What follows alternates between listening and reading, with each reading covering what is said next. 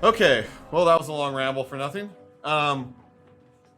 So, starting to say, in an RPG, one of the important things in an RPG is choice, and as the name RPG implies, the role playing side of the game, where the genre kind of originated, was that you could choose the role that you're going to do. You're going to choose the role within the game, and then you're going to be able to play the game in a lot of different ways. Other games like The Witcher allow you to really play one character, but you can play that character potentially in a wide variety of different ways. And so there's kind of, from a game design perspective, there's kind of two paths to sort of start the game off, where you might have one path is, I'm going to select from a wide variety of characters, and that's going to dictate some of how I play throughout my game experience. And in some cases, like World of Warcraft or something, I might have multiple characters, and I may play through the game multiple times, or play through the game, a lot of different ways with these different characters. Or I may have a single character, and I'm going to play through that game, in one way, shape or form, right? So that new, that role playing that you're going to do can come through selection of multiple characters, or through the selection of a single character with different skill sets and skill trees and things like that. So again, it's about choice. Now, in this, what sets RPGs apart and what makes them so hard from a design perspective to do is that choice. And so that choice extends throughout so much of the game. That choice goes throughout, the type of character I'm going to play, how I'm going to play it, where I'm going to go, the choices maybe I make in my dialogue systems, the types of quests that I play. Do I want to play aggressively, defensively? Do I want to play, using stealth, or whatever other mechanics that the game is going to allow? And so while those choices create a really compelling, interesting, fun user experience, from a game design perspective and a game designer's perspective, that choice is kind of what makes our life hell. And so it really does complicate our game designs by kind of an exponential factor. And so it's really important that when you're starting to think about and wanting to design an RPG, you really have to understand what is choice, right? And how and where, or at all, do you limit those choices? Because if you try to give the player an unlimited number of choices, you are going to fail. And so as a game designer, you have to make these kind of intelligent design decisions to really try to understand about, like, where do you kind of limit the player. You want to give them the illusion of choice. You want to give players the freedom to feel like they are making the choices, but really you want to kind of send them down a somewhat semi-linear path, right? You want to send them down this thing where they're experiencing a world, they're experiencing something that's still kind of a curated experience. So you as a designer are still, needing to send them down this fun path that they're going to explore, versus if you set them into a world that's just completely and totally free and open with no direction, then it's really difficult. And so if you watch me play in the beginning, with Fallout 4, for example, that was a really tricky, kind of bad initial user experience, because they throw you in the initial room and you're in this house, and there was absolutely nothing there that told me what to do. And so it was literally just like, walk around, and I kept picking up things and I kept looking at things, and it was so undirected that ultimately I became lost and frustrated. And so there's this fine line where choice is interesting, but choice has to be really clear, right? The same thing within a storyline or something, right? If I can take paths A, B, or C, and we're going to give the player those choices, does the player know that those three choices exist? Or is it so subtle that we kind of put the player in a world and he doesn't know that he even has choices A, B, and C? Maybe he only knows, that he has the one choice, to go down the first path, right? And those other paths might exist, but they may not exist in a way that's clear to the player, and so therefore the choice is confusing. Or players feel like they're making the wrong choices. So, for example, it's common in a lot of games where the choices that I'm making, you don't know the value of them. You don't know where these choices are going to lead to. So, for example, even how I'm equipping my character. like I might equip my character with a sword, and I think that like this is the way that that I should equip my character, and and then you think, oh, the sword is the safest way to go. The sword is the best approach, and then but you don't necessarily know that you're guessing, and then you could get a fair amount into the game, and then realize like, hey, maybe the sword, wasn't the right choice. Maybe I needed to be a magician to really be successful, right? And I should have specialized in magic. And so you kind of get into your choices become this kind of analysis paralysis, where players can often thrive on that, but often can get very frustrated because they don't know if the choices they're making are the right choices.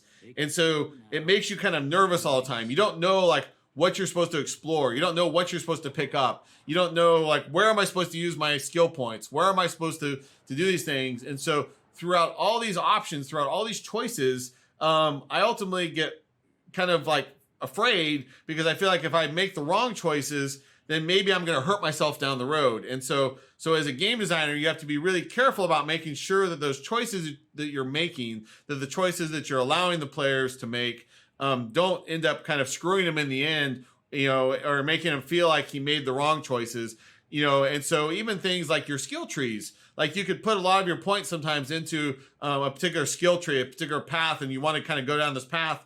And then maybe you realize later on that didn't get me kind of how I need to play later on in the game. And if all those points I use and all that time and money and everything is invested in a certain path, and ultimately I feel that path now led to failure, and there's no way to back out of that path and go down and explore a new path, or a new skill tree, for example, then I could get really frustrated as a player. And I definitely in RPGs have had games where I've gone pretty far down a path and I've played for 5-10 hours and then ultimately hit a point where I literally couldn't progress. My character just wasn't strong enough. It wasn't good enough. I'd made some choices that kind of maybe spread myself a little too thin. And then ultimately, I ended up failing and had to restart the game. And that was extremely frustrating, and extremely annoying. And so you need to be careful that these choices that you're making, are really good choices. And so this is a good example of, at least it tells you there, like, okay, where am I supposed to, what am I supposed to do? That walk to the thing. Now I'm only partially paying attention because I'm talking to you guys. Oh, it looks like it's this thing here. So at least here, it's giving me some tasks. It's giving me some stuff. It's helping me, especially as a new player, understand what I need to do in the game, right?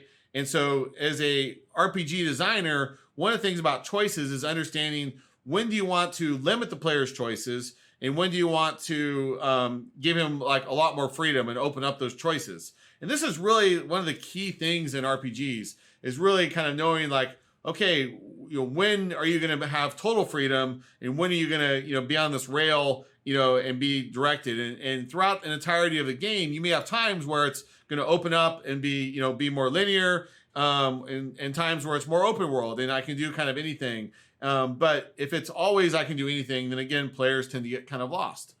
So here's a good example of how, a lot of games, in the RPG genre, can function. They let's see here.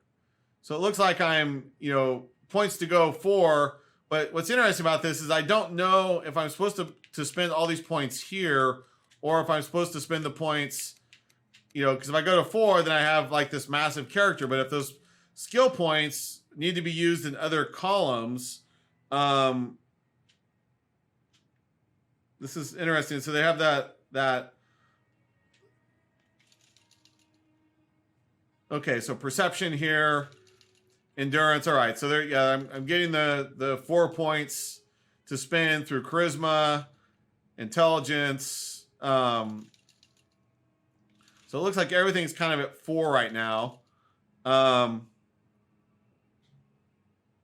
no, 6, 5, 5. Okay. So it's an interesting interface. I like that it's very, the interface in this game has, a lot of kind of style and interesting stuff to it. And I think, it definitely comes across, really well. Oops. So perception. So I'm just, but I'm guessing here again that the point of what I'm trying to make with this is that I'm arbitrarily and kind of randomly choosing right now a bunch of my choices. And so while I get the concept that things are 1 to 10, I don't know right now whether perception is something that I should put my skill points into day 1, minute 1, or if this is something I won't need till later, right? And so we're sort of assuming that you've played RPGs before or that you understand this game. So as a game designer, this is a tricky thing to know how to navigate again, right? All right, so that was a way of setting up my character, so now my skill set is all set up there. Now, I don't know if I'm supposed to follow this guy. Through a couple of questions. See if your dogs are still barking.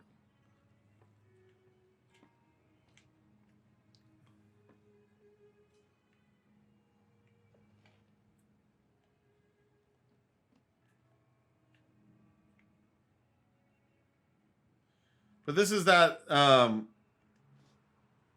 same problem. Like, I don't know what I need, right? And so this is where choice again becomes it's a double-edged sword for RPGs. So I have this big room, right? And I look across this room. I don't really clearly know what's interactive. There's no highlights on anything. There's no UI elements here.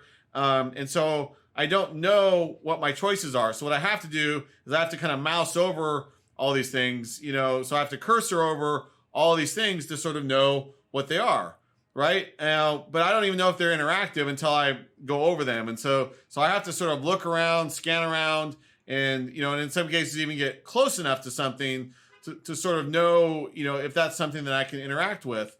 But the problem is I can take all of these things, right? I can pick these up and they can all go in my inventory. So I'm giving the player tons of choices, but again, the choices are not clear. And so players are going to have kind of, again, this analysis paralysis of they're not sure in this RPG, like, what am I supposed to do? Where am I supposed to go? What am I supposed to pick up? Do I spend an hour in here like examining everything? Should I go in here and read all these books? That kind of stuff, right? And so, how much time do I spend on this experience versus, should I, so there was a clue there that did tell me sit down on the couch. So it is giving me some direction here. All right. I'm going to say a word. I want you to say the first thing that comes to mind. Dog. House. Night. Bandit. Light. Mother. No idea what this was all about. Okay. Now I got a few statements. I want you to tell me how much they sound like something you'd say. First one. Conflict just ain't in my nature. I ain't given to relying on others for support. Now, my suspicion is that this is setting the difficulty of the game right here, and so this is something that is being done through a more natural interface versus just a UI screen. I charge in to deal with my problems head on. Almost done here. What do you say you have a look at this? Tell me what you see. Okay. How about this one? These Rorschach chests. No idea. Last one.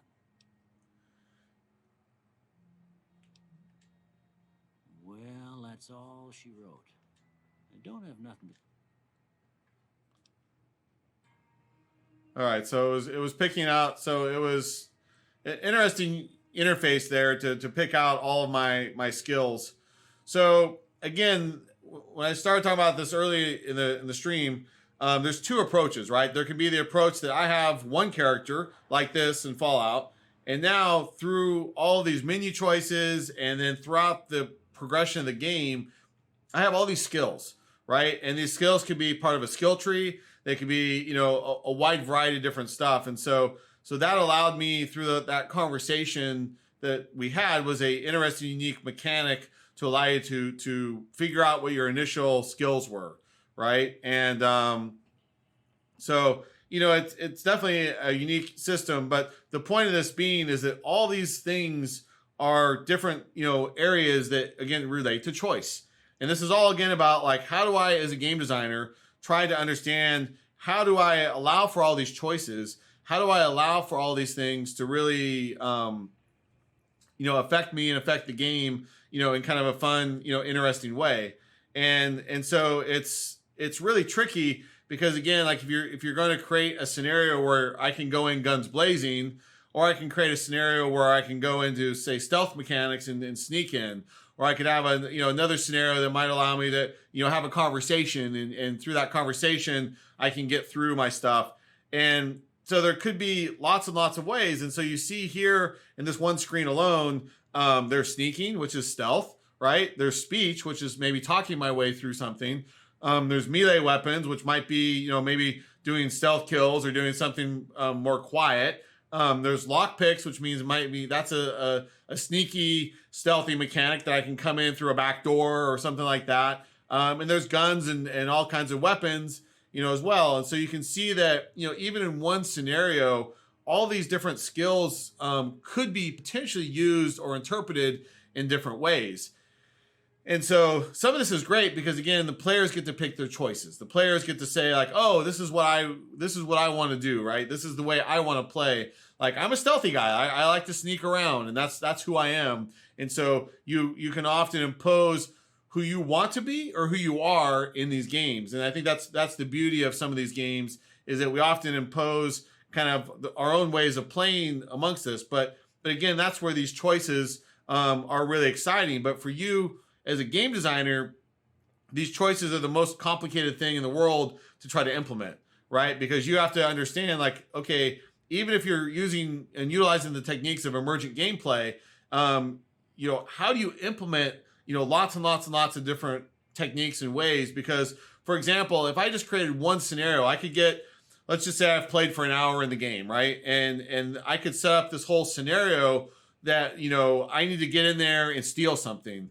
Now, you know, there could be a way of I could break down the door if I'm really strong, or I can go in and lockpick the door quietly and I could sneak in. Or maybe, you know, I could do something else that gets somebody to open the door for me. And there could be all these ways that like I could get into that room, you know, to do it. But if the only real good way, if the only good solution for that was to say lockpick, if all the other ones were kind of what we call non-choices, that becomes really tricky because as a designer, your player may have put, say, no points into lockpicking. They may have 0, you know, there. And now you get to a scenario where the only real way, the only real choice, the only real way to get through it is to use a set of skills that, you know, that the player doesn't currently have or is very weak on and is always going to fail. Like quite often in lockpicking, you know, that's a skill that quite often you use and there's some percentage chance of success. So these numbers have to have relevance. These numbers have to have, in an RPG, have to have some design relevance. And so you're making these hard choices about, well, what does, you know, a 17 mean? Like what's the scale range? If this is, say, 0 to 100, you know, or whatever that is, like, what does it mean? What's my percentage chance of that? And so as these gameplay systems and these game mechanics, this is, again, where these choices really matter significantly to you as a game designer because, okay, what happens if I have a lockpick skill of 100 out of 100? You know, can I just walk into pretty much any place and can I always 100% successfully, you know, lockpick everything? And does that make the game super easy now? Because I can just lockpick my way through everything if I put everything into that one stat, right? Or, you know, is there ways to encourage, reward, or discourage the players in making those choices? And so now if I've focused 100% on one particular skill area, does that ruin the game experience for me, or do we allow that as game designers? Because those choices, again, and the branches of those choices start to lead to so many possibilities that often, that becomes really, really difficult for us to set up, all the different variations, right? And this is where choice is a double-edged sword, for us as game designers. And so you do have to kind of be careful in that giving players too many choices to let them do these things can definitely be a challenge. Expect to find you got a family history of getting shot in the head. Okay, so here's some more traits. But again, these are things that take a lot of time. Like you have to sit here and go through this quite often and understand, what am I going to want? What am I going to need? And so on one hand, the player, might be excited that he's got a bunch of these choices, but they're almost sometimes non-choices because I don't really know what's truly good for me yet. I don't know as a player, like, do I want to play more aggressively or not, and things. And so this is a little bit tricky for you to do, from day one, right? So this can be great for, this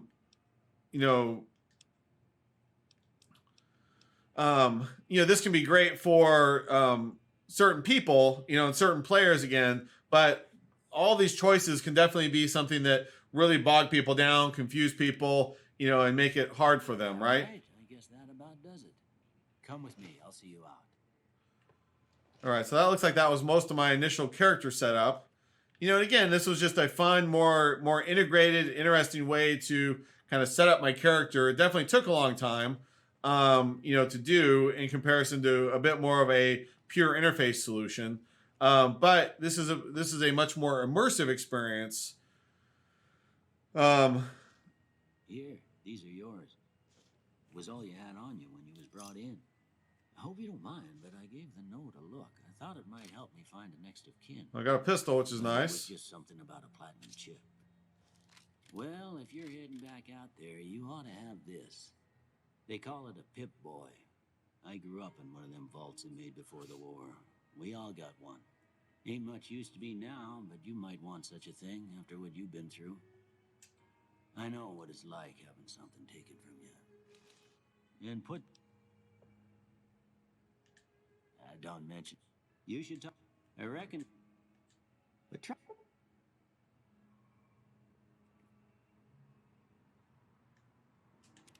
Definitely don't want to play in hardcore mode.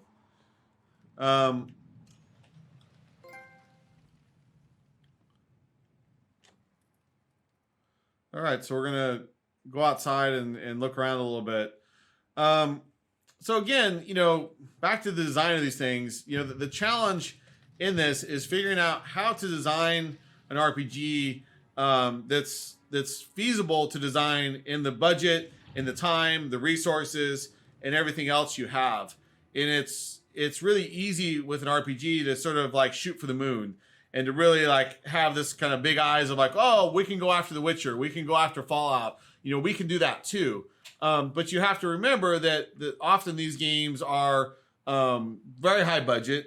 Quite often these are $20 to $50 million projects, right? And so if you're especially an indie or you're a smaller developer, the reality is you can't really, you're not going to really be able to have the budgets to put together, this big of a game. I mean, just look at even in this one scene, right? I just walked out, just the sheer amount of art, that's being shown just in this one thing. And so this is just one location out of thousands within the game, right? And so there's a huge amount of cost in these games, and a lot that you have to figure out in order to try to understand, what the game is, right? And to understand, how you're going to make it and stuff. And so you have to be thinking very, very conservatively when you're building an RPG. And same thing here, like I just stepped out into the world. I kind of finished my character setup. I wouldn't even say that was the tutorial. And now I'm out in this big open world, right? So let's go back to choice again. The choices here, where do I go? What do I do? There's not necessarily I'm looking through the menus here to see if there was a something here that was more about, you know, no, if it had an objective or something that I'm supposed to do. So it looks like they're kind of throwing me out into a big open world. They're just going to let me run around here, let me kind of explore, talk to people.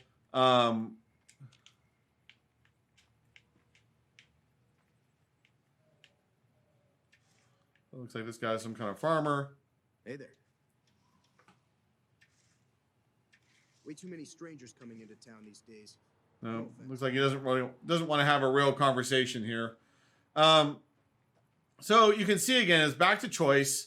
You know, I'm now stuck in this big world, right? And so on one hand, this seems really exciting, and this seems, you know, interesting that it's a big world and I can go anywhere, I can do anything, and stuff. But in the same hand, it's tricky because I'm also kind of going, well, I'm not quite sure where to go or what to do. So here's a general store. Let's see what I can do here. You must be the one Doc Mitchell was patching up. The way I heard it, I didn't think you'd be walking out of that. I've got plenty of supplies for sale. Even got some weapon mods, and if you're hurting for caps, I've also got boxes of surplus ammo in the miscellaneous section. They're not great. Can do. So this is, you know, another aspect of choice, right? All these stores and the inventory management within these games is just immense, right? And, you know, if you look at just how many different things you can buy, how many different things that you can, you know, that you can do. And it's really hard to know, like, well, what am I, you know, what am I supposed to do here? Like, what am I supposed to buy? And even these items are a little bit confusing because I see like items here. I see that caps are 18, but then over there in the top right corner, you know, there's caps are 873, and so it's not totally clear there about, you know, what I have or what I, you know, and what I need. So so again, just the interface here is a little bit confusing to me about, you know, what thing is there. No, I agree. I mean, I think the overall the UI is amazing, and I love the style, you know, the stylized look of it and everything else. But like in this particular UI menu, I'm not sure. It looks like that the stuff on the left side is me, I think, and then I think on the right hand side it's the store. So it looks like this is the store here, and then this is, you know, me over here. So that's the impression. But again, just the, you know, the UI is a little bit unclear there. But my point being is that, again, like for choices, one of this is probably the sell value here for these things of, you know, how much I can sell it for if I already have it.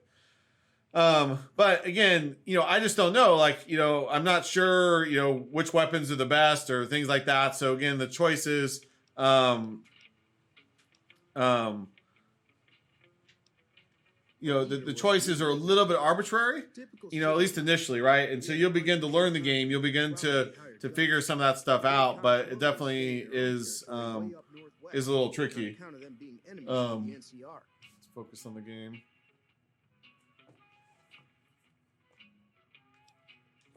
It's all about quantity over quality. Trouble is, you'll be cleaning and fixing your gun a lot more than usual when you use those kind of bullets.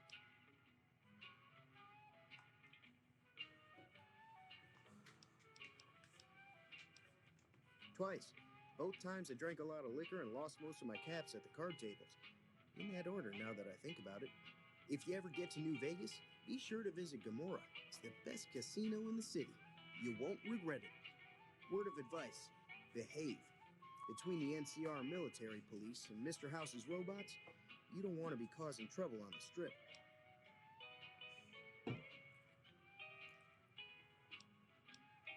Weapon mods are things like silencers, scopes, bigger magazines.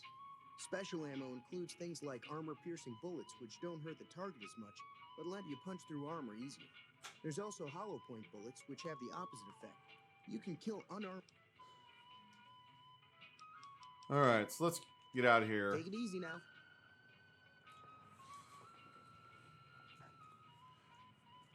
So, I think,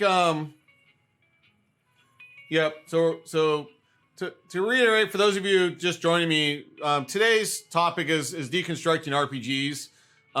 My goal, kind of moving forward with not just today, but in the future.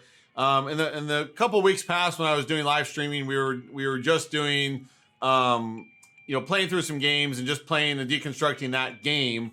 The goal today was really to we're going to transition now, especially starting next week, into something that's a little bit more educational, a little bit more about trying to help you guys learn and stuff versus just kind of me playing a game and talking through it. There's some value in that, and we still will have some cases where we're going to play through a game like Fallout, for example, and learn how to, how it's designed and talk about its systems and things like that. But I want to take a step backwards and try to kind of deconstruct some of these things in a way that you can understand really from a design perspective, like how are these things designed? And of course, in 2 hours, we're never going to fully cover, everything about RPGs or everything about any topic. But each week I'm going to cover a different topic. Some of these are going to be about game production, some are about game design, monetization, the business side of games. And so I'm going to be covering a lot of topics that are related to being a game designer, but not necessarily always game design.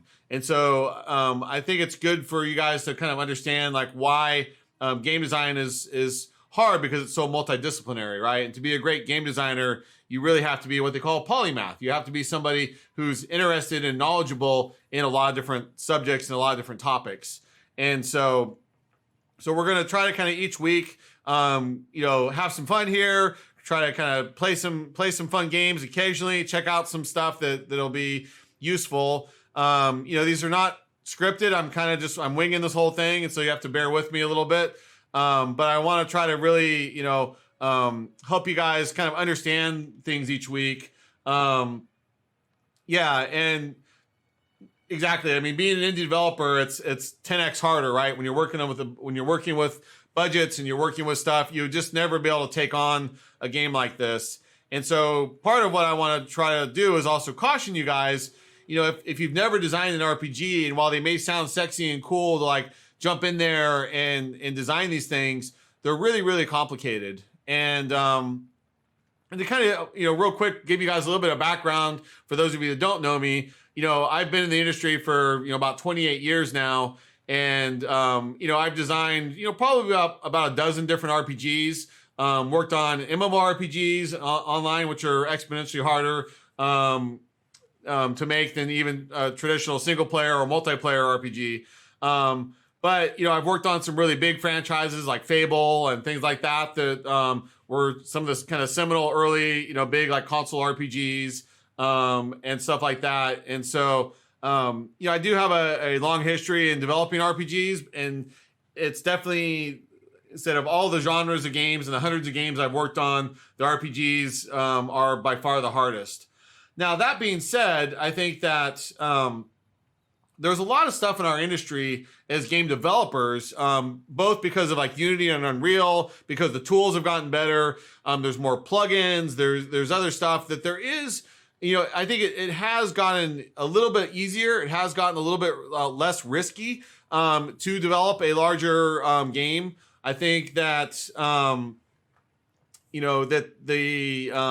that the world of RPG design has definitely the risk has reduced by some. That doesn't necessarily mean by a lot, but over the last, say, 10 or 20 years, it has definitely become easier to make RPGs. But that doesn't necessarily mean that that it is easy to make RPGs, right? And so when you're doing really big games and really big RPGs, it's definitely very tricky. But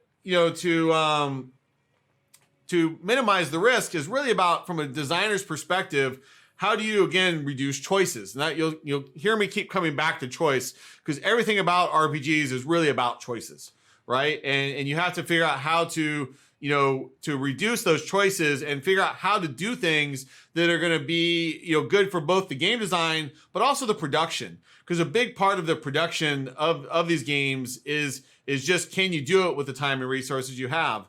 And so that's something we'll talk here about in just a minute. For me, I think probably right now my favorite RPG that I'm playing is Witcher 3. Witcher 3, I love just the vast open world. I love the combat system. They really did a great job in Witcher and their combat. I feel like the quests and stuff, they're kind of big and immersive, in their nature, but I still feel like I don't usually get really lost in that game. I usually know like where to go and kind of what to do. It gives me the freedom to get off the linear path. I can go explore for days, on doing random side quests and exploring the world and doing those things.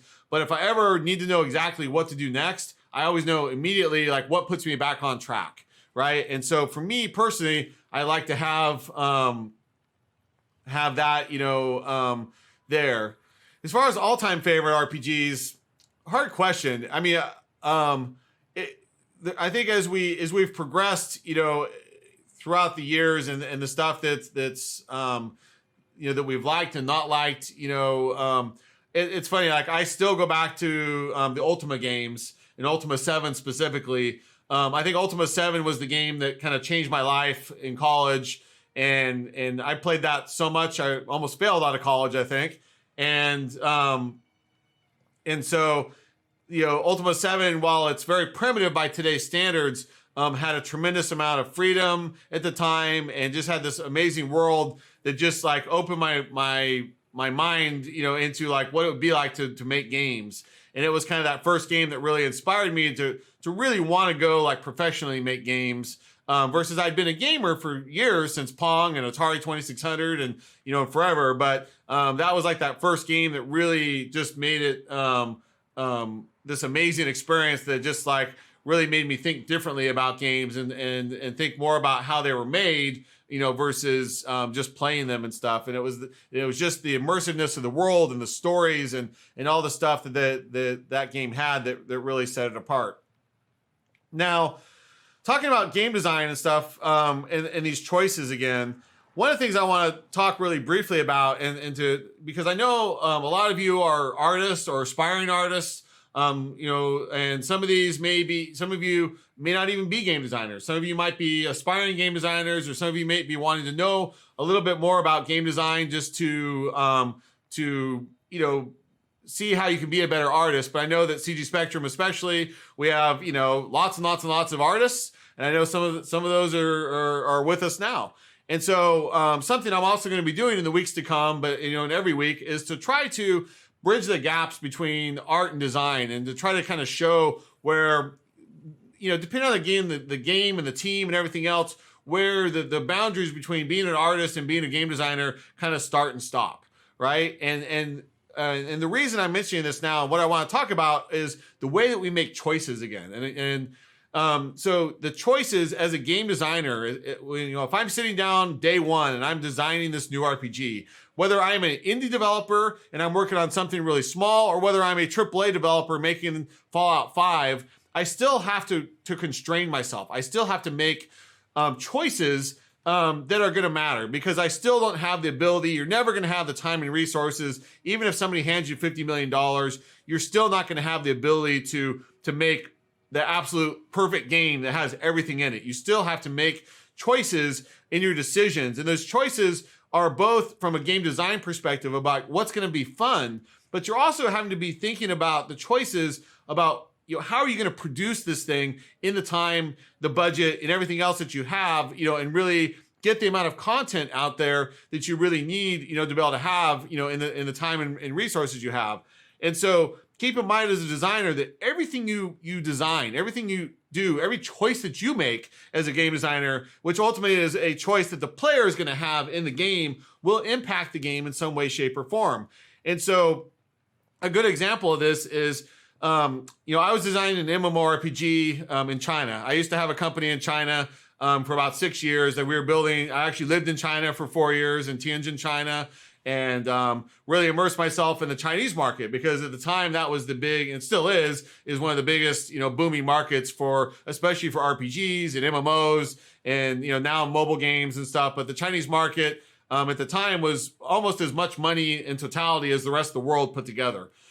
So I started a company there. We ran off to China to make Chinese, MMORPGs. But even with our budget, we had about $23 million to make an MMO. So we weren't indie, but we definitely weren't like AAA, especially for an MMORPG.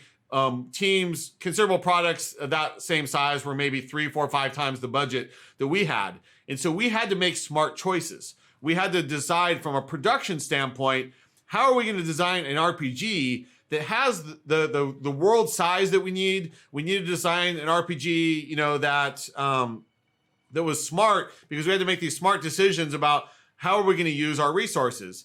And so that came all the way down to, for example, even the story and how I designed the story.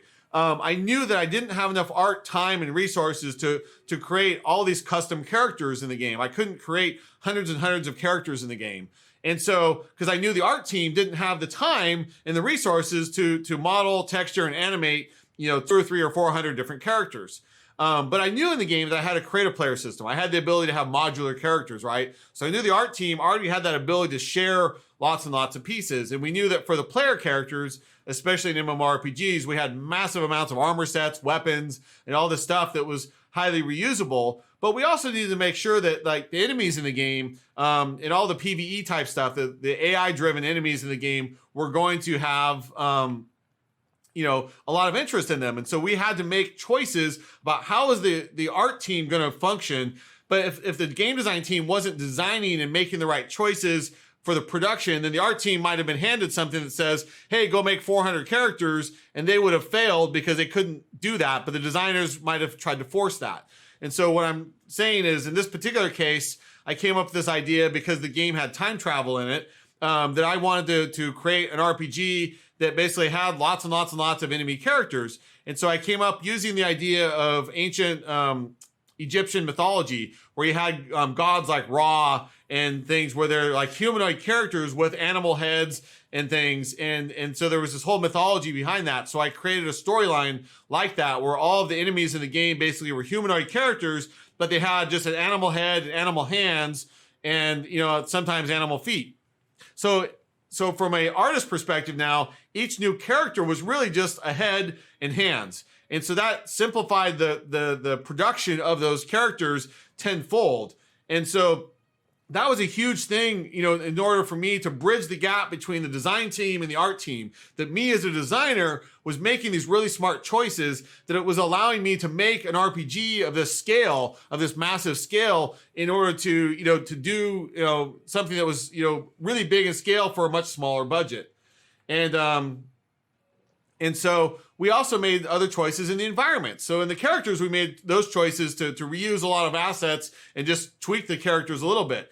We did a similar thing in the level designs and in the art for the levels, in that because the game was a time travel game, we created less locations. So we had a number of different towns and villages and cities and things like that in the world, but you would revisit that same location about 5 or 10 different times through different eras. And so what we would kind of do is create the base version of every building, and then every building had kind of a under construction state, a kind of normal default state. It had an abandoned state. It had I've been abandoned for a really long time, post-apocalyptic kind of state. And then I've almost completely been destroyed in like 1,000 years kind of, in the future state, where everything was overgrown, to various levels and various degrees. And so from the art perspective, they were able to do some really interesting stuff because they didn't have to reinvent every building. They just took the same building and created different versions of it. And we kind of had to do that anyways. And so we had these kind of like whole versions, semi-destructible versions, overgrown versions, but all of those were 10 times easier to develop because we didn't have to start over every single time. And so I'm trying to say that was a design decision that we made to make an RPG and able to bridge that gap and, and make these smart decisions about how are we going to produce this game on time and on budget to get the scope and the scale of the assets that we needed, so the art team wasn't going to die, by trying to just create an insurmountable amount of art. And so if you're designing an RPG, whether you're a game designer or whether you're an artist, because of the scope and scale of these things, and because you have that ability again to make so many choices, what you really want to do is be thinking about modularity. You really want to be thinking about, not only emergent gameplay in your game systems, but when it comes to, again, making these choices about the things in the level, how do I reuse just absolutely as much as I can throughout the game? What is it within the game that's going to allow you to kind of go back through areas and replay them and have that be interesting? How do I vary these things up, visually? How do I, make new gameplay that's going to maybe happen over time? What happens to these levels when, day or night happens?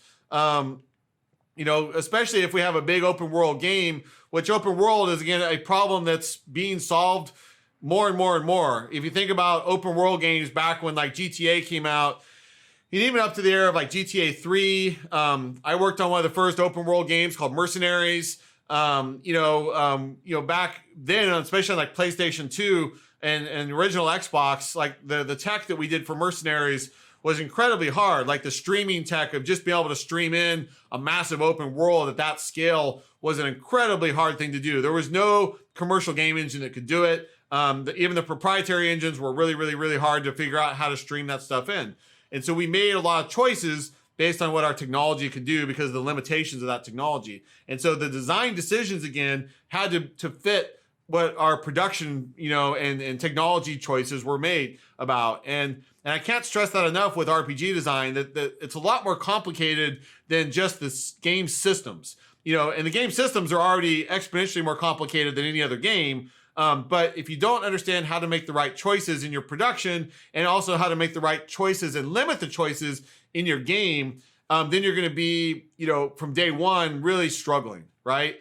And so this is about like, how big are my levels? How many characters are in my game? How many weapons are in my game? How much armor? And understanding kind of that scope and scale of what's feasible, from day one, is really helpful. And so again, the illusion of choice is quite often a lot better and a lot more important than the reality of those choices, right? And so guiding players into areas like this that can be, say, a more open area, can be good, but at the same hand, you have to decide, well, how much reuse can I get in here? How much can I do in here so that it's feasible to produce this thing? And then the second question is to say, well, if I put the player in this big, massive world, is it fun? And is this something I want to do? Like right now, I know I'm not paying like close attention to everything, but again, I don't know where to go. I don't know what to do. And so I'm kind of wandering around aimlessly, which is part of getting to know the world, part of memorizing the world, and things. But again, for some players, this can be, especially if you're used to like first-person shooters and more linear, like story-based games and stuff, the slowness of what an RPG might be perceived of, can be a little bit daunting, a little bit dangerous.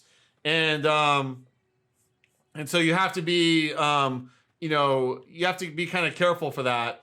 So yeah, Kitty, Fable was definitely a great game. I'm glad you liked it. It was definitely a really fun game to work on. Had a lot of really innovative, stuff there. But yeah, Sudeki was really good. Jade Empire was really good. There was a lot of really good RPGs back then. And I think there still is quite a few good RPGs, but the Divinity series is also really good. I like the Divinity games quite a bit. There's a number of games out there right now that are really good there. Now, I wish I had planned this originally. I had my Xbox set up to stream from, and I had a technical problem and couldn't get it to stream. So I switched to the last minute to my PlayStation, and so I had all my RPGs installed on my Xbox. So I apologize. I don't have as many RPGs on this. Although I think we could potentially swap over to a different game here. So again, very, very big conversation systems. This is a hallmark, again, of like choices. But again, this is where players don't quite know what to do. So you as a game designer, here is 1, 2, 3, 4, 5. So 5 different choices. So as a game player, I don't know what I'm supposed to do here. And so we've been training players for years and years and years about RPG design, that they have to kind of go and explore everything. And this is that same problem of like, is this item useful? Is this item something I need? Do I need to pick this up? Do I need to pay attention to this? And you often don't know. And this is where it gets really tricky, right? Is that we're like, oh, I need to go now and read all these things. Am I going to go spend 10 minutes now reading through every one of these things and making choices? Is this something I need to do, or is this kind of a secondary or tertiary, kind of game feature, right? And so it's, it's tricky to kind of know, again, like how much exploration do I do, as a player versus, kind of what am I supposed to do? And this is again where the choices are exactly hoard all the items. That's what I usually do too. But then when you have limited inventory and stuff, and then you play the whole game of like, oh, I got to manage my inventory, and you spend like half the game just figuring out what you can pick up, what you have space to carry, what you don't have space to carry. Now, one thing they haven't taught me yet is just how to do inventory. So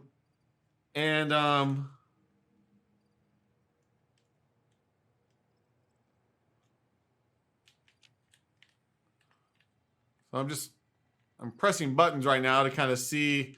All right, so there's my Pip Boy. All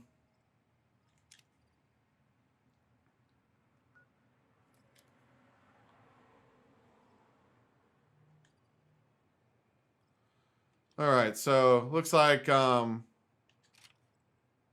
okay, so I equipped my pistol there now.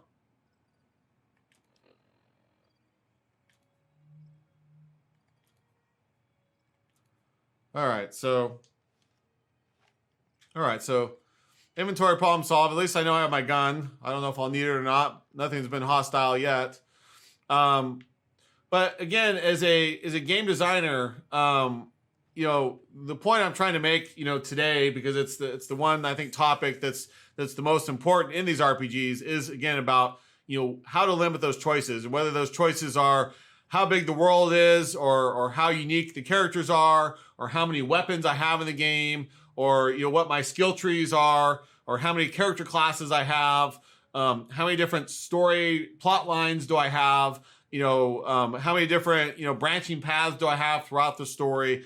I mean, every one of these choices can dramatically affect the game, and therefore, can complicate your game design, and and make your life a lot harder as a game designer. And so you have to kind of start by limiting your choices as much as you can, and then especially, I think, my personal opinion, and I know there's lots of different schools of thought when it comes to RPG design, is that, I think that the initial game needs to be a little bit more linear, needs to be a little bit more scripted, and kind of, driving the player into the experience, letting them get familiar with the experience, letting them really understand like what they need to do. And then, as you progress, maybe you get an hour into the game, or, whatever it is, you get some distance into the game, and then the game can open up a lot more.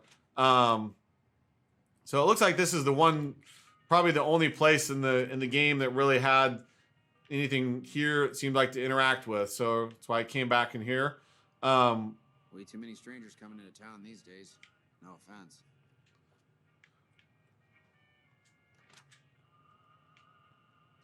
Nope, don't need to use that right now. But again, just and then you saw there, like, here's another choice, right? Stealing, and that's in red, versus other options were in green. So that's kind of telling me like that's a bad thing to do. It's not stopping me, it lets me make those choices again as a player. But again, every one of those little things can really, that's what makes the game really interesting. But again, all those choices often kind of either confuse players or frustrate them, and can really bog them down, right? So you do need to be careful about how many of these things do you make interactive, or even just little simple like UI elements. Like if I'm standing over here, you see this in some games, do you put like a little bit of a glint over these things so that I can see that these things are interactive.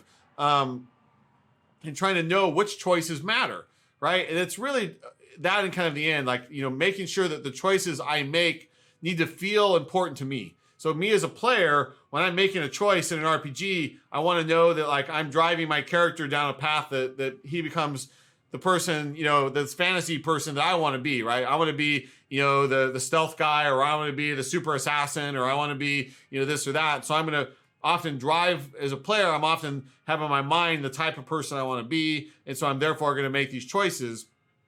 Now, things like this are about where, and the choices that I make about where I want to spend my time. And so me as a player, do you want the player to spend his time focused on the fun?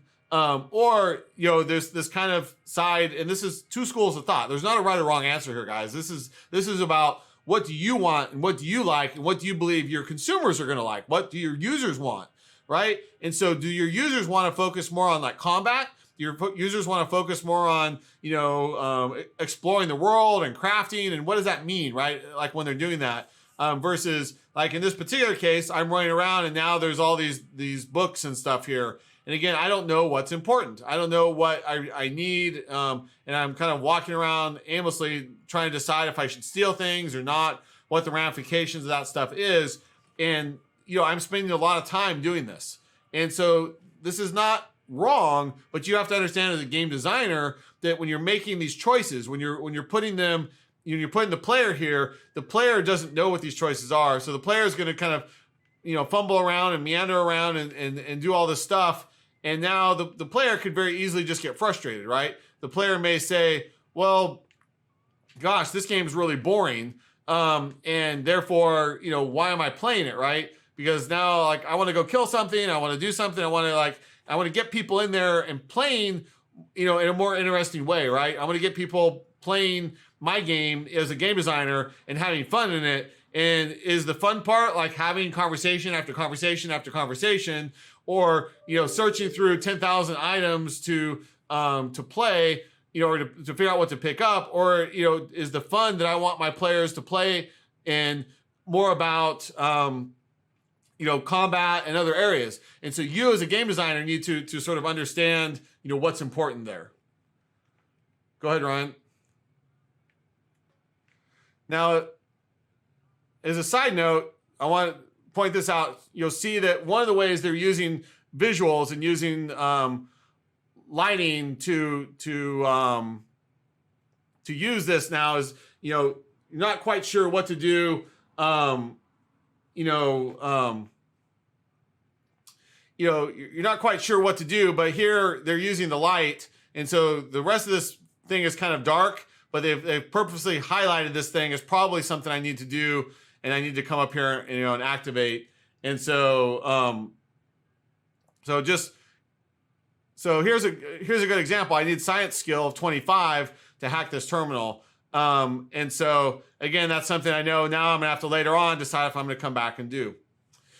So to Ryan's question about how many different types of RPG players are there, there's a guy named Bartel. I think it's Richard Bartel, Bartel.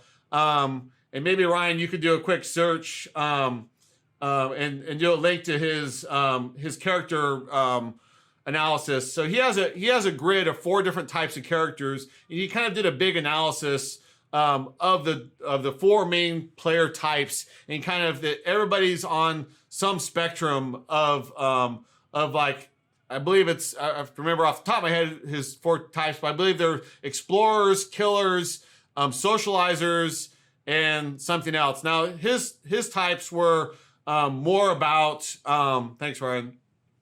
His types were more about MMORPGs and the 4 types of players there, but that same type of philosophy can be brought over into normal, even single player RPGs, and that there is definitely a few types.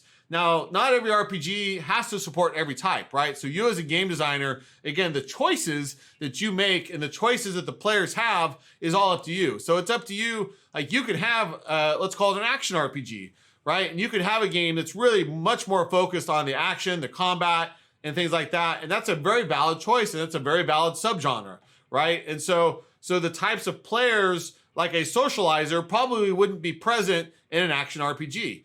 And that's not something that would exist in those types of games.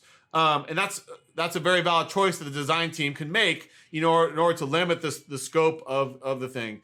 Now, a second way to look at this also is that beyond Bartel's player types, you have to think about this as kind of like even the action in a game.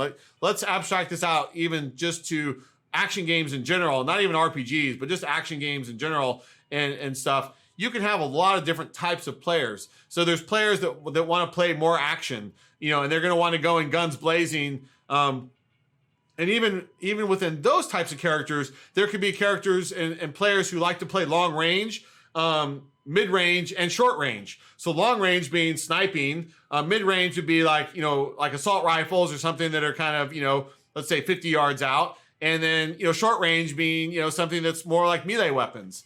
And so even within a typical combat types players, there could be 3, 4, 5 different types of stuff. There could be players that are using edged weapons versus melee weapons. And so each game could have different types of players that way. And then you add in like stealth, and then stealth is like another type of player. There's certain types of players that like to play stealth, and they want to sneak, they want to do stealth kills, and that kind of stuff. Some players are really into RPGs because of the stories. And so they really want to go in and, and play the stories. I'm going to exit out here and go into, and look for another game just to kind of illustrate something a little bit different for you guys and to talk about something a little different here. And I apologize. Like I said, I had everything set up on my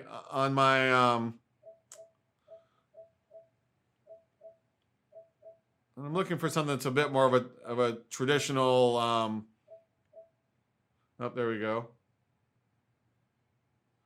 So the Fallout games and Oblivion and stuff are all kind of very similar. I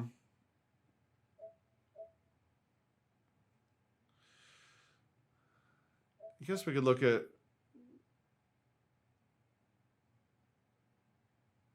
I'm trying to think here I don't know if anybody, yeah, so the killers and achievers, yeah. There's definitely, a lot of different types of players out there. And something else to talk about here is we flip through this list of RPGs, right? You could make arguments that a lot of these games like XCOM is not an RPG. I would actually argue it's a turn-based strategy game.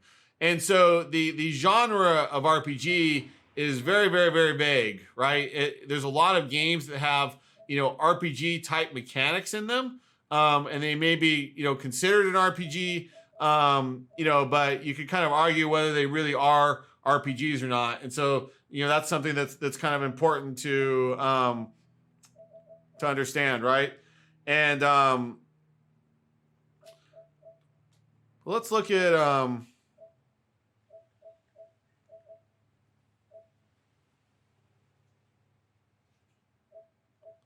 let's look at more of like a classic game that's just to let me just look at like Wastelands here.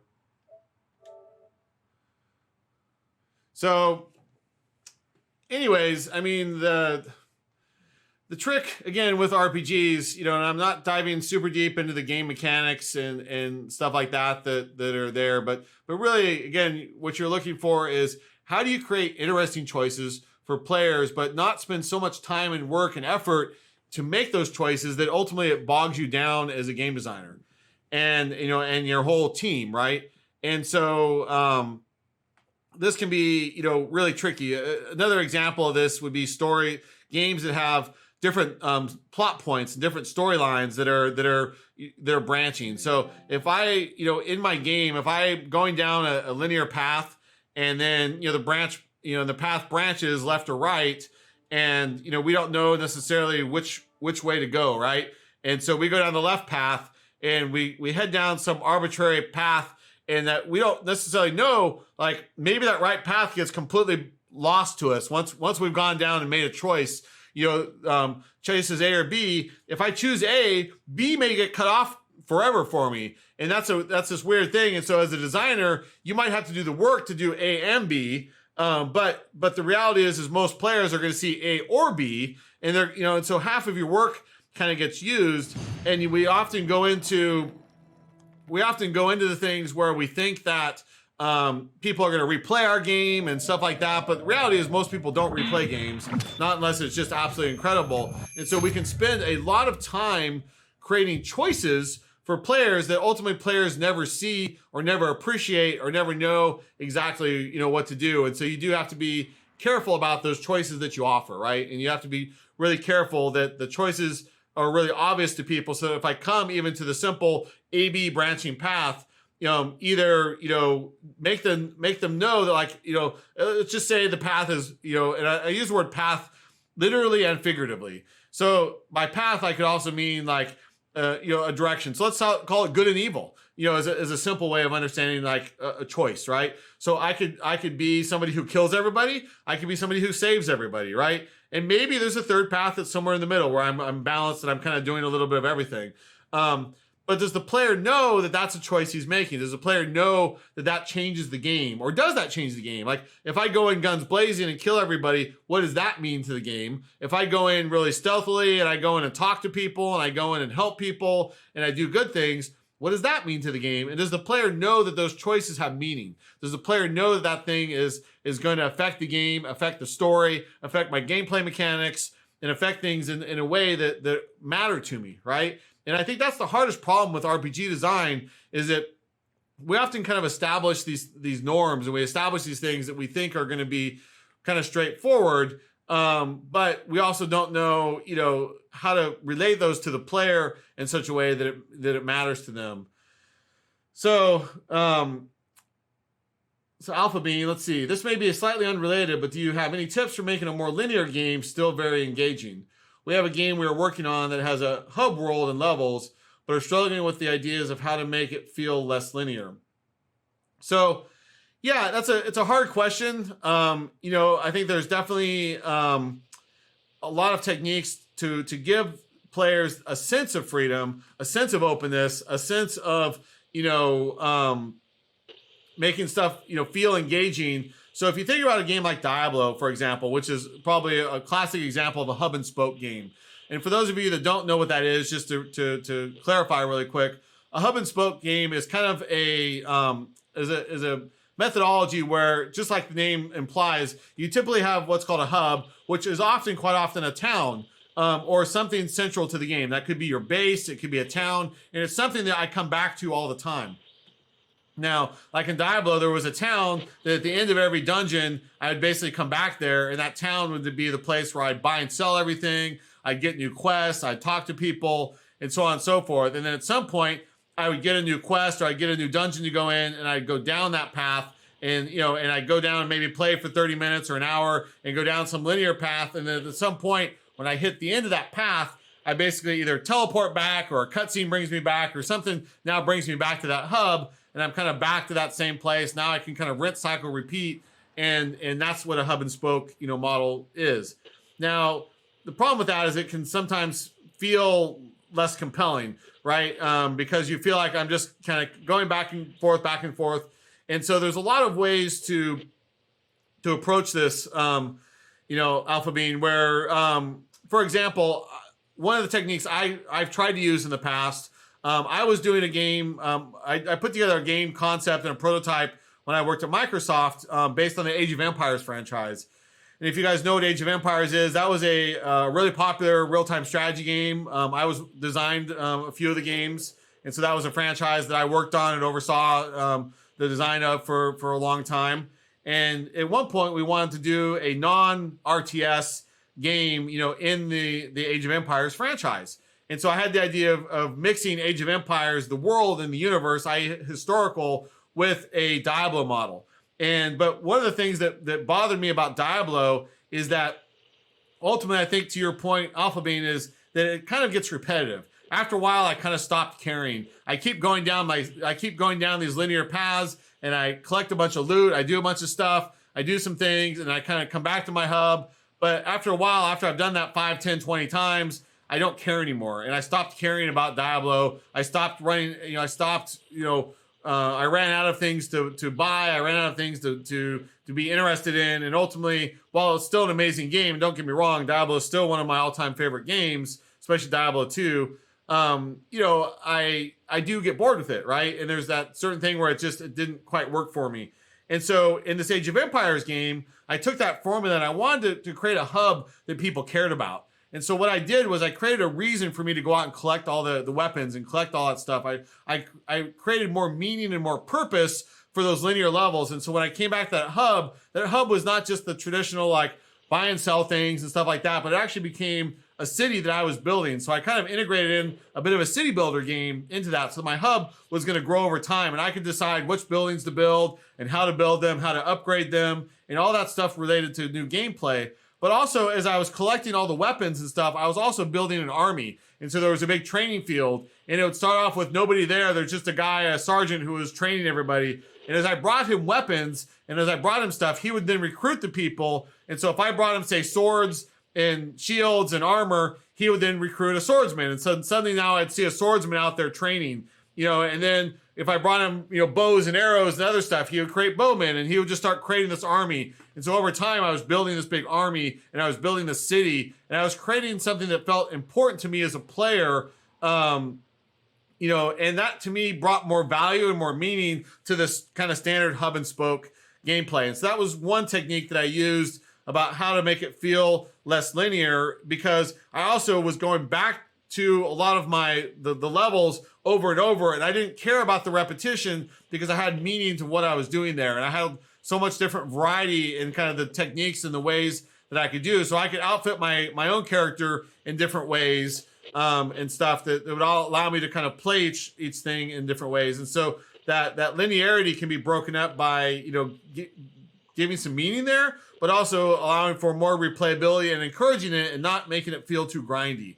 Right. And then your choices about how you structure your quests.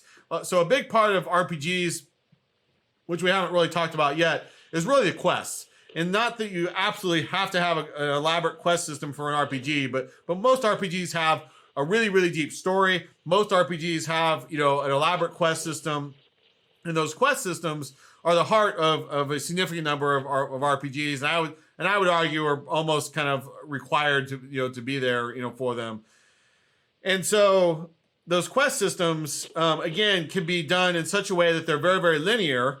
And that I have to know that I'm going to go through my quests in a much more linear fashion, or do I know where my thread of quests is, and I have lots and lots and lots of side quests, and those side quests can be done in any order. And so you can create something that feels less linear by just not putting the player on a complete rail. So maybe, again, back to my earlier point of being lost when I'm new to the game, the technique I like to use is for that first 30 minutes, maybe an hour at most, like put somebody kind of on a rail. Like I know to do X and then Y and then Z and then A and B and C. And I push the player through the game so that it's kind of an elaborate tutorial. He's getting used to it. But then at some point it starts opening up and it says, oh, here's something optional to do. Here's something optional to do.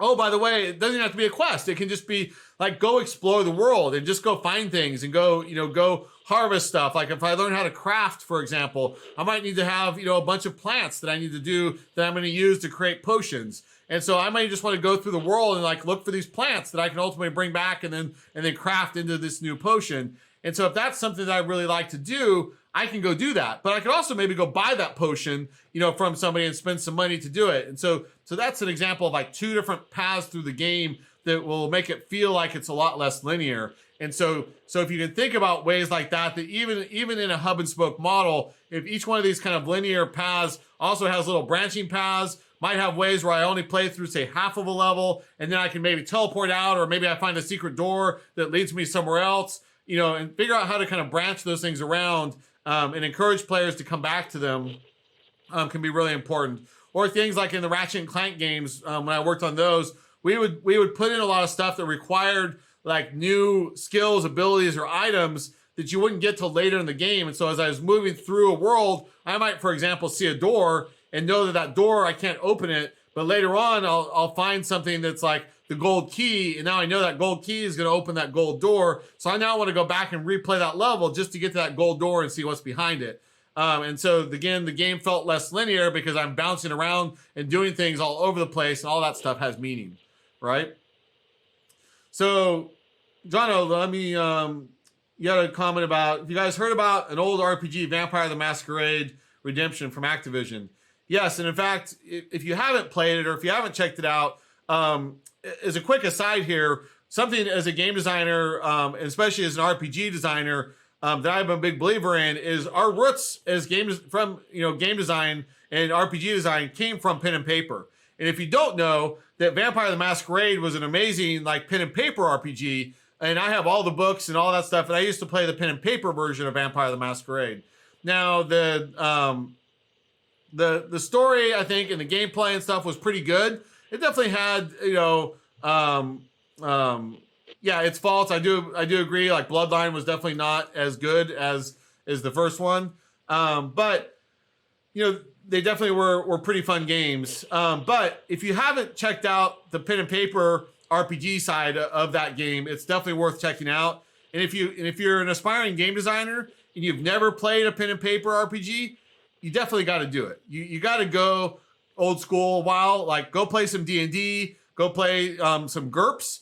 If you guys have never heard of GURPS, GURPS. Ryan, can you put a link into like the Wikipedia for GURPS so people can more easily find it? It's by Steve Jackson Games, and if you've never heard of GURPS, it's a universal role playing system, and it's basically a set of RPG mechanics that were designed to be playable in any kind of IP, any kind of universe. And what I love about GURPS was they had all these source books, and I have literally hundreds of them, and each one of them is about a different topic. And sometimes they have a series that might be on stuff, but they, for instance, have GURPS Martial Arts. They have GURPS Fantasy, GURPS World War II. They've got GURPS, War Against Cthulhu, which is a famous book series that I loved. So they have all these different things that are based on the GURPS series, which is the same base mechanics, all works in all these different universes. But what are great as a game designer about all these books is if you want to crash course on any subject, because us as game designers, one of the things that's really tricky is sometimes we make up our own universes, but sometimes, for example, we may be working in a universe that's already pre-established. That could be, maybe it's Dungeons and Dragons or Lord of the Rings, or maybe it's Star Wars or whatever that is. And, we need to build and design a game in some existing universe. A lot of the pen and paper source books, whether it's from GURPS or many of the other systems that are out there, are absolutely amazing design reference. And so, I literally have thousands and thousands of books in my garage, and I have digitally, even more. I literally bought out a game store one time that was going out of business, as a side note, because I'm such a big believer in that the pen and paper RPGs have so much wealth of knowledge and inspiration and information and stuff like that in them, that there's wealth of knowledge for you to use, as a game designer. And so don't overlook pen and paper game stuff. We may see that as old school or something that existed a long time ago. I'm not advocating that you steal the gameplay systems from them, but they're just great references on specific topics. They can help you crash course and understand an entire topic in a couple hundred pages or 100 pages. They break down a lot of stuff in ways like GURPS Martial Arts, for example, is an amazing reference that breaks down like almost every martial arts that's ever existed into about a 100-page book. And so instead of me spending years researching, martial arts online and those kinds of things, the GURPS Martial Arts book was a way for me to like learn a lot about martial arts in a very short period of time, all in one concise thing that was written for game designers to understand that particular subject. So that's something that can definitely be very useful to you. And the whole Vampire the Masquerade series is about vampires, werewolves, and things that go bump in the night.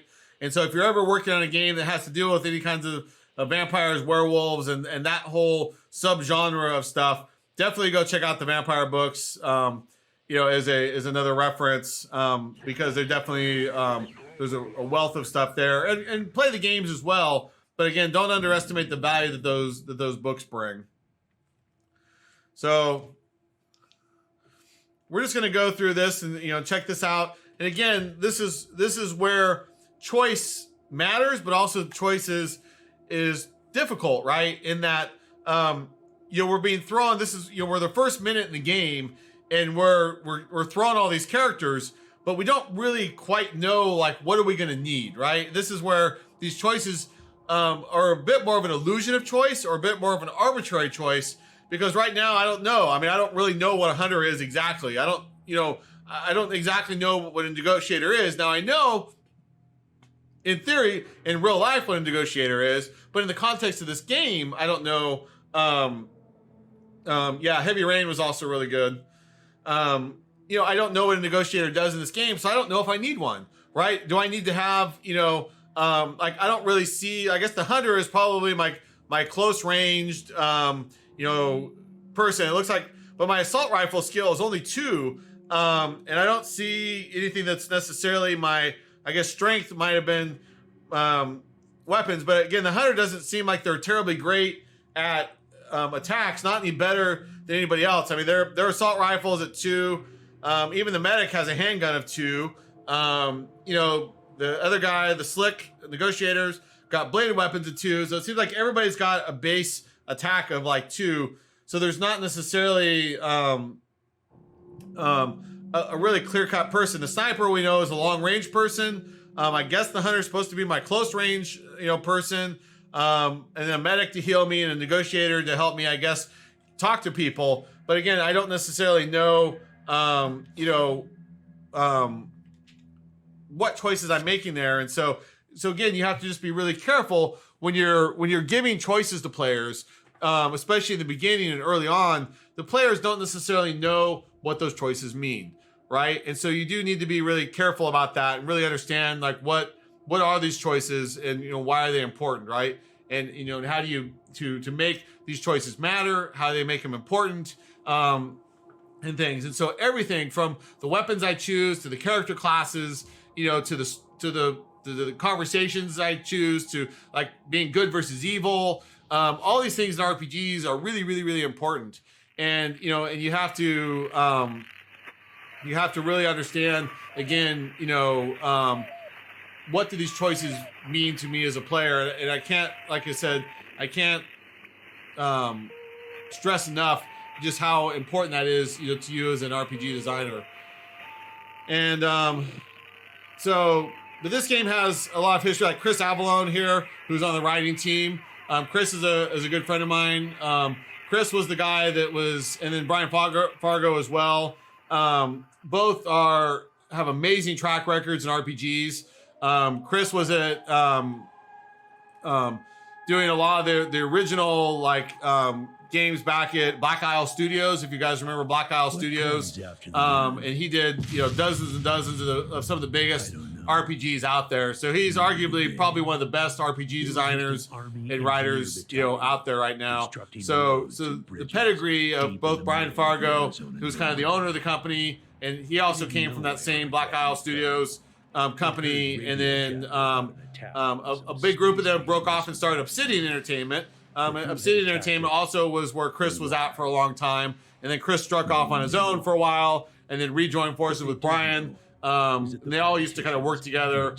So if you know Obsidian and all their Fallout games, and all the amazing RPGs they've done, and everything that came from that, Chris was like the main guy sort of behind that. So, the Baldur's Gate games, was a big part of what he worked on and what he's well known for. And so the pedigree of this game is really high. So I have high hopes for it, but it's a very different kind of RPG. And this is more of a tactical RPG. And so this is another variant where you have, it's not as immersive. Meaning, like the Fallout games and a lot of these Skyrim and stuff like that, right? They were more about immersion. They were more about like putting you as that player, putting you in that first person, putting you into that experience. And so that was definitely a big part of what a lot of RPGs are about. A lot of RPGs are about, you becoming that person, you crafting this, like The Witcher or whatever, becoming this like perfect person that you want to become in the game and have that experience. But you could argue that, even a lot of the BioWare games and stuff are more, the graphics are prettier, the graphics are nicer, but they're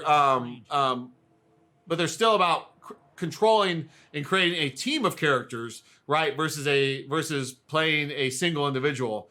Now, I think this is a good. I don't know what In Exile's budget was for this game. I think it was, middle of the road. I would guess it was $3 to $5 million.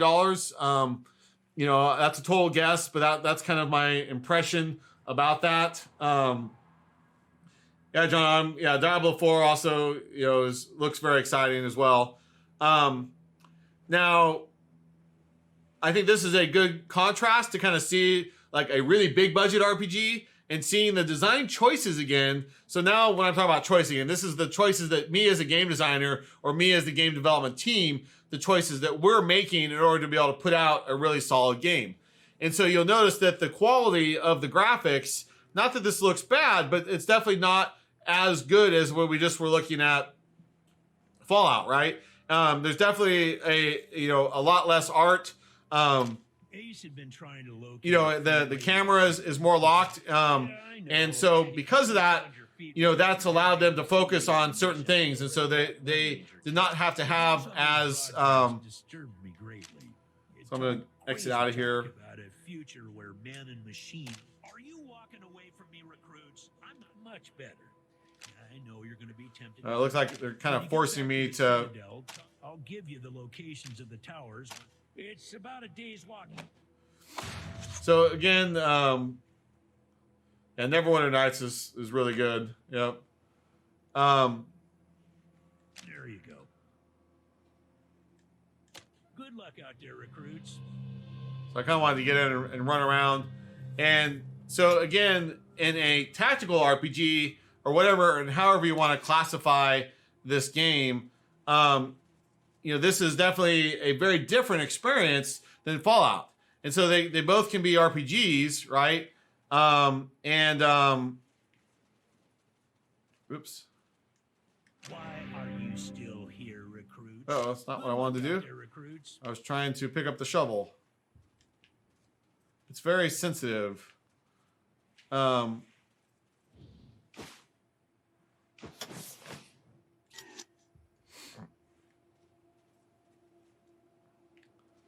So you can see again that, there's a bunch of choices here, and there's a lot more choices here from the player's perspective that I have.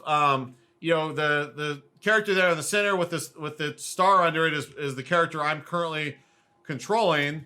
But now I'm hitting R1, and you can see that I can flip through these different characters, right?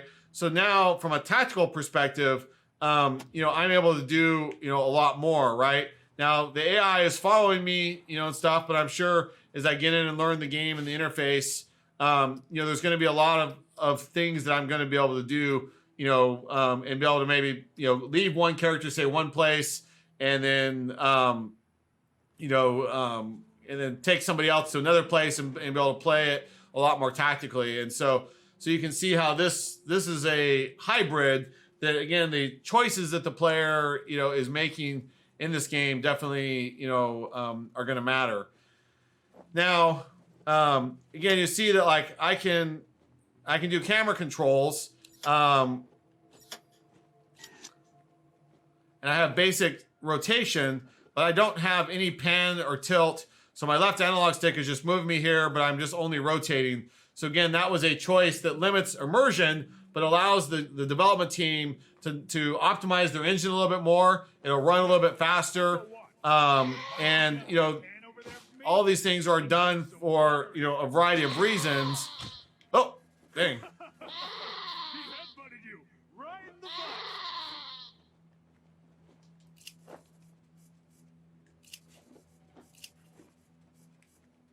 So can I... Looks like I can only examine him, so I can't actually attack him. But,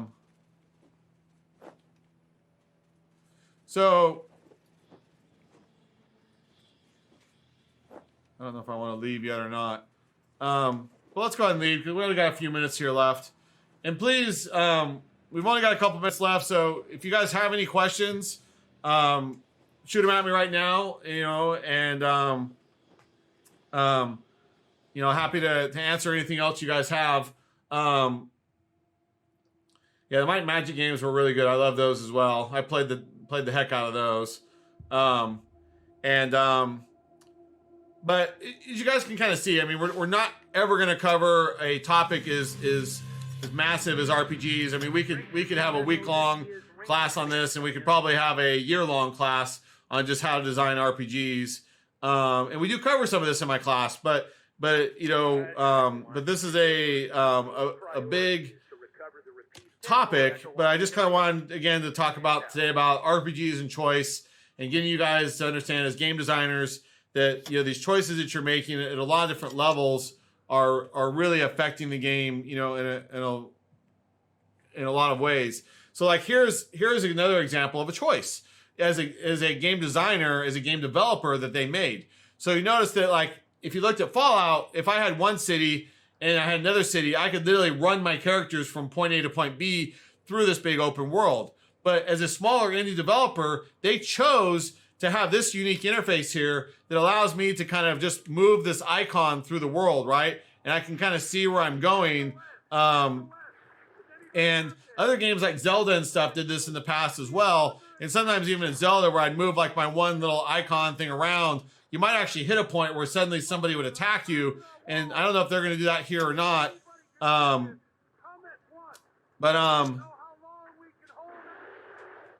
So here's an oasis. So Citadel, this is Ag Center. Come in. We're under attack. The plants, they're mutating out of... Ag Center, this is Citadel Base. Can you repeat? Yes, goddammit, the plants are attacking, huh? What's wrong with the... Ranger Team Echo, did you copy those distress calls from Roger that? So it's asking me now to go over there. So it looks like this is a fast travel system. Now, oops. 10-4 Echo 1. Godspeed.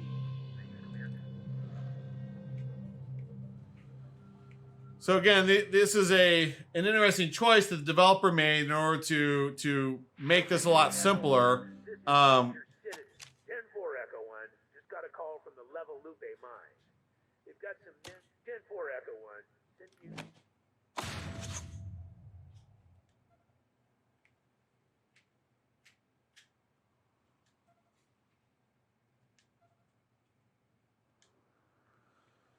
So, you know, it's okay. So they do have this attack system here. So this is actually kind of taken out of Zelda. If you guys remember kind of the early Zelda games where you could kind of run around through, you know, this meta world map. And then at some point you like randomly hit these attacks and you have to fight and stuff. And so, but again, these are all ways to simplify down the game a lot, where these attacks could be, stuff that's completely randomly generated. They could be, you know, just maybe there's a whole bunch of designer created things that are happening in the game, and so maybe those are, you know, maybe those designer created things are just kind of randomly chosen. Like each one of these areas, you know, you could have a designer who might have created this, and then it randomly spawns different types of enemies and different types of stuff here.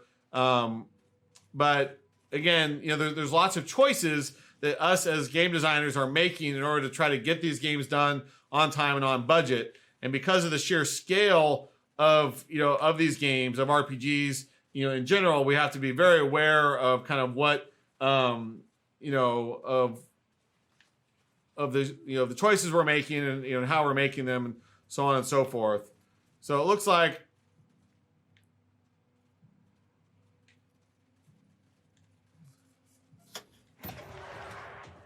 oop.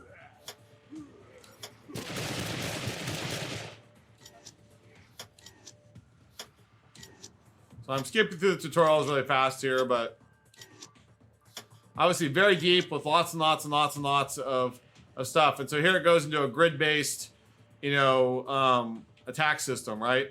And so I'm getting to choose who am I attacking, where am I moving to, so on and so forth, right?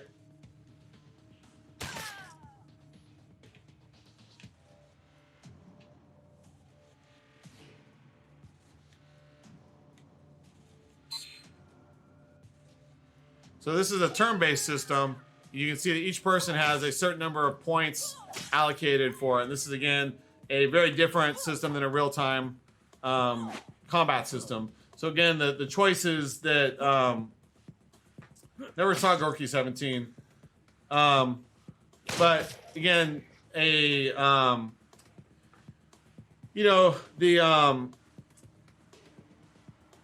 the interesting choice of this is, again, it changes it changes the dynamic of the game quite a bit to have a turn-based combat system versus a real-time combat system.